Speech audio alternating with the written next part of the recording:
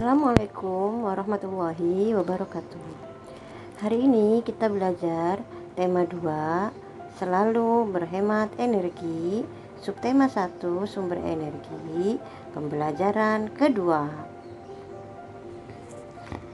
Sebelumnya, mari kita menyanyikan lagu Menanam Jagung lebih dulu ya. Siap anak-anak? 1, 2, 3. Ayo kita menanam jagung di kebun kita. Ambil cangkulmu, ambil pangkurmu, kita bekerja tak jemu-jemu. Cangkul, cangkul, cangkul yang dalam, menanam jagung di kebun kita. Cangkul, cangkul, cangkul yang dalam, menanam jagung di kebun kita. Nah, baiklah. Sekarang kita belajar lagi tentang sumber energi.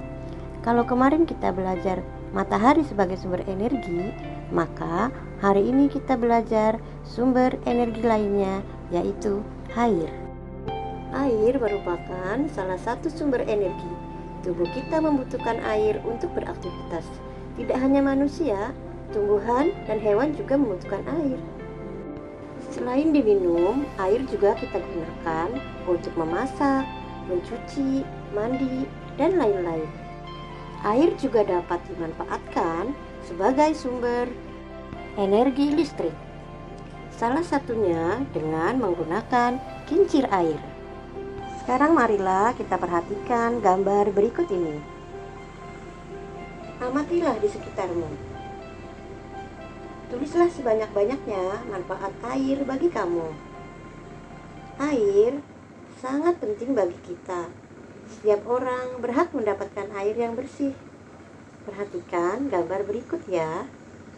Ada dua anak yang sedang melakukan aktivitas dengan air. Yang pertama, anak perempuan sedang minum. Sedangkan yang kedua, anak laki-laki sedang mandi.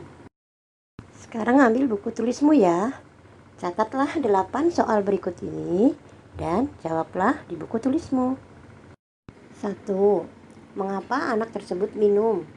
2. Mengapa anak tersebut mandi? 3. Apakah mandi dan minum adalah kebutuhan? 4. Apa yang terjadi jika ia tidak mempunyai air bersih? 5. Apakah kita semua membutuhkan air bersih? 6. Apakah semua makhluk hidup berhak untuk mendapatkan air bersih? Nah, untuk soal nomor 7 dan 8, kita sudah masuk ke pelajaran PKN ya. 7. Apa yang dimaksud dengan hak? 8. Carilah contoh hak-hak kita dalam kehidupan masyarakat beserta contohnya. Sekarang kita belajar tentang hak dan kewajiban ya. Tulislah dalam diagram berikut. Apa itu hak? Contoh hak yang berwarna biru kasih sayang, perhatian, dan uang jajan. Sedangkan yang bukan contoh hak adalah merapikan kamar, menyapu, dan mencuci piring. Jadi tulisan yang berwarna biru adalah contoh hak, sedangkan yang berwarna merah adalah kewajiban. Kewajiban merupakan lawan dari hak. Jadi, apakah anak-anak bisa menyimpulkan apa itu arti hak? Hak adalah sesuatu yang menjadi milik kita dan keberadaannya bisa kita pinta dari orang lain. Sekarang kita belajar tentang kewajiban ya. Di dalam gambar ini ada gambar A dan gambar B. Dua-duanya merupakan kewajiban seorang manusia. Pada gambar A adalah kewajiban kita sebagai masyarakat, yaitu turut membersihkan sungai. Sedangkan pada gambar B adalah kewajiban kita sebagai individu, yaitu mematikan keran air apabila telah selesai digunakan atau bila air bak telah penuh. Sekarang tibalah kita membuat diagram kewajiban. Apa itu kewajiban? Mari kita tuliskan beberapa kewajiban yaitu belajar, taat dan rukun, serta mengerjakan piket. Sedangkan yang bukan kewajiban kita adalah menonton TV, bernyanyi, dan bermain. Jadi, apakah anak-anak sudah bisa menyimpulkan apa arti kewajiban? Kewajiban adalah sesuatu yang harus kita lakukan dan tidak boleh diabaikan. Sekarang kita telah mengerti bahwa air merupakan salah satu energi yang paling penting bagi manusia. Dan kita juga telah mengerti apa perbedaan hak dan kewajiban. Hak adalah sesuatu yang pantas kita miliki, kita bisa menuntutnya, diperoleh dari orang lain, mutlak didapati sejak lahir, serta merupakan hal istimewa yang melekat pada diri. Sedangkan kewajiban adalah sesuatu yang harus kita kerjakan, harus melakukannya tanpa paksaan, ada kesadaran untuk melakukannya secara bertanggung jawab, dan tidak boleh diabaikan.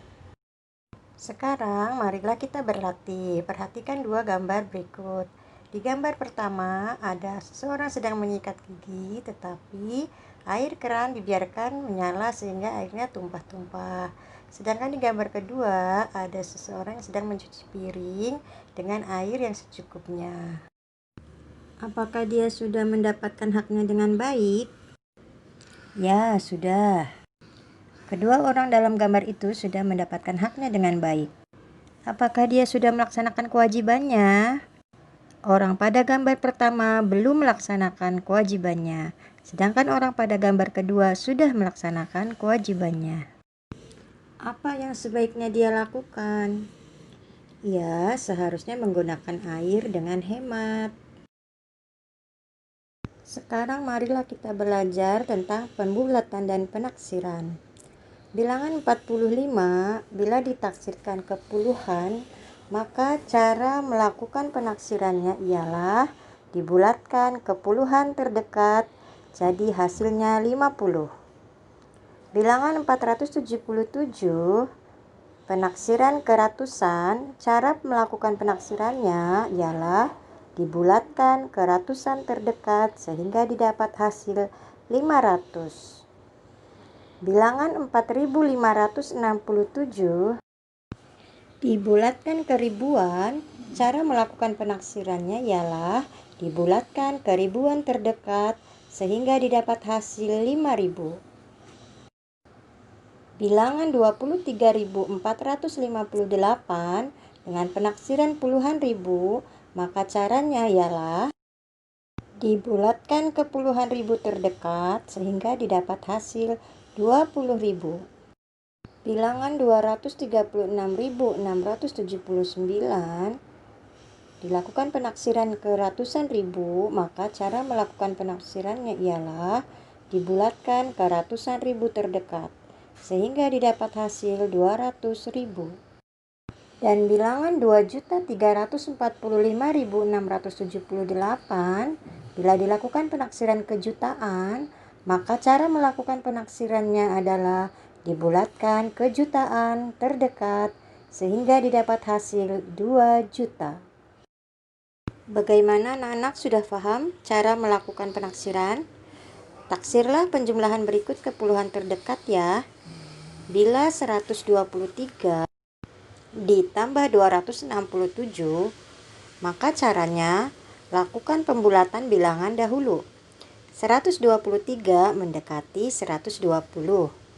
267 mendekati 270.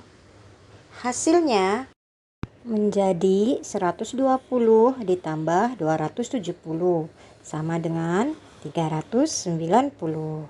Nah, bagaimana anak-anak? Sudah paham? Untuk pengurangan, caranya juga sama dengan cara di atas. Kalau sudah paham, anak-anak salin soal berikut ya, dan isi sendiri. Boleh minta bantuan dengan saudara atau orang tuamu. Dan kalau sudah selesai, jangan lupa ucapkan terima kasih. Sampaikan kepada orang tuamu pentingnya air bersih. Dan diskusikan apakah di keluargamu sudah menghemat air. Sampai di sini dulu pembelajaran kita. Assalamualaikum warahmatullahi wabarakatuh.